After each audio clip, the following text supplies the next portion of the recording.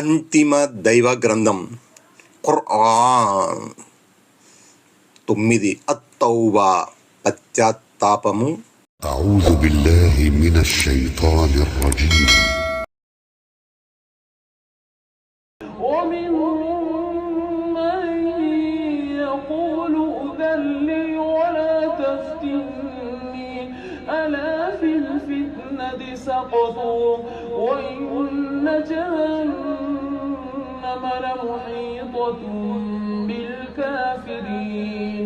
ఆయత number 49. నాకు అనుమతి ఇవ్వండి, నన్ను ఉపద్రవానికి లోను చేయకండి అని వారిలో ఒకడంటాడు. తెలుసుకోండి, వారు ఉపద్రవానికే లోనయ్యారు. నిశ్చయముగా నరకం అవిశ్వాసులను చుట్టుముట్టేస్తుంది. 71. నన్ను ఉపద్రవానికి లోను చేయకండి లేక నన్ను పరీక్షలో పడవేయకండి అంటే భావం, ఒకవేళ తమరు ఇంటి పట్టునే ఉండడానికి నాకు అనుమతి ఇవ్వకపోతే అనుమతి పొందకుండానే నేను ఇంటి పట్టును ఉండిపోవలసి వస్తుంది. ఒకవేళ అదే గనక జరిగితే ఆ పాపం నన్ను చుట్టుకుంటుంది. ఈ రకంగా ఇబ్బంది పెట్టడం అంటే పాపాన్ని గురి చేయడమని భావం. అంటే నేను పాపకార్యానికి ఒడిగట్టేలా చేయకండి అని అతను చెప్పదలిచాడు. దీన్ని మరో అర్థంలో తీసుకుంటే, నన్ను బలవంతంగా మీ వెంట లాక్కుపోయి ప్రాణాలు తీయకండి అని భావం వస్తుంది.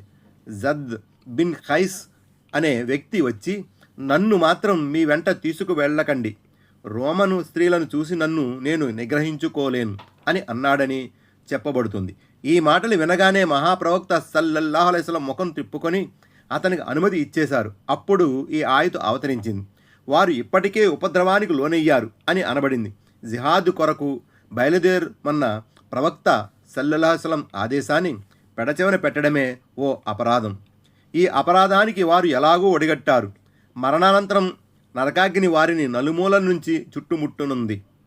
ఈరోజు వారు యుద్ధం నుంచి తప్పించుకున్నా ఆ రోజు నరకాగ్ని వారి నుంచి మాత్రం తప్పించుకోలేరు. ఆయత నంబర్ 50.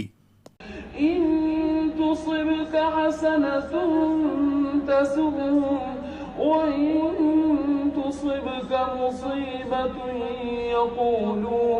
يقولوا قد أخذنا أمرنا من قبل ويتولوا وهم فرحون. ఆయత నంబర్ 50. నీకు ఏదైనా మేలు కలిగితే వారికి అది బాధ కలిగిస్తుంది. ఒకవేళ నీపై ఏదైనా ఆపద వస్తే అలాంటిదేదో జరుగుతుందనే మేము ముందుగా జాగ్రత్త పడ్డామని చెబుతూ సంబరపడుతూ వెళ్ళిపోతారు. 72. సందర్భం దృష్ట్యా ఇక్కడ మేలు అంటే విజయమని, ఆపద అంటే అపజయం అని భావం. జయాపజయాలు యుద్ధంలో సహజం, కానీ కపటుల ఆలోచనలు ఇందుకు భిన్నంగా ఉంటాయి. ముస్లింలకు ఎప్పుడైనా ఓటమి ఎదురైతే లోపల సంతోషించడం, తామేదో ఘనకార్యం సాధించినట్లు సంబరపడడం వారి కుళ్ళుమోతుతనానికి ప్రబల నిదర్శనం.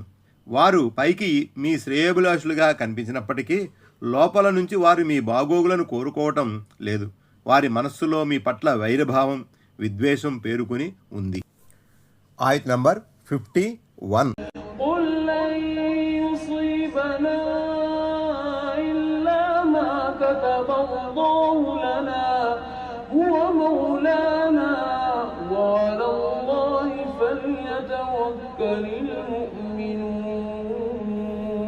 ఆయత్ నంబర్ 51. అల్లాహ్ మాకు రాసి పెట్టినది తప్ప మరొకటి మాకు జరగదు. ఆయనే మా సంరక్షకుడు. విశ్వాసులైన వారు అల్లానే నమ్ముకోవాలి అని ఓ ప్రవక్త వారికి చెప్పు. 73. కపటుల ఇకిలింతలకు ముస్లింలు మానసికంగా కృంగిపోరాదని, వారు ఉత్తమ సహనంతో మెలగాలని, అల్లాహ్పైనే భారం మోపాలని ఈ ఆయతులో ఉపదేశించబడింది. అల్లాహ్ తరపు రాసిపెట్టినది జరిగి తీరుతుందన్న నమ్మకం ఉన్నప్పుడు మంచి జరిగినా చెడు జరిగినా అదంతా విధి వ్రాతలో భాగమేనన్న యథార్థం బోధపడినప్పుడు మనిషి ఏ కష్టాన్నైనా సంతోషంతో సహిస్తాడు. ప్రతికూల పవనాలకు ఎదురీదుతాడు. ఆపదలు అతని ఆత్మవిశ్వాసాన్ని మరింత పెంచుతాయి.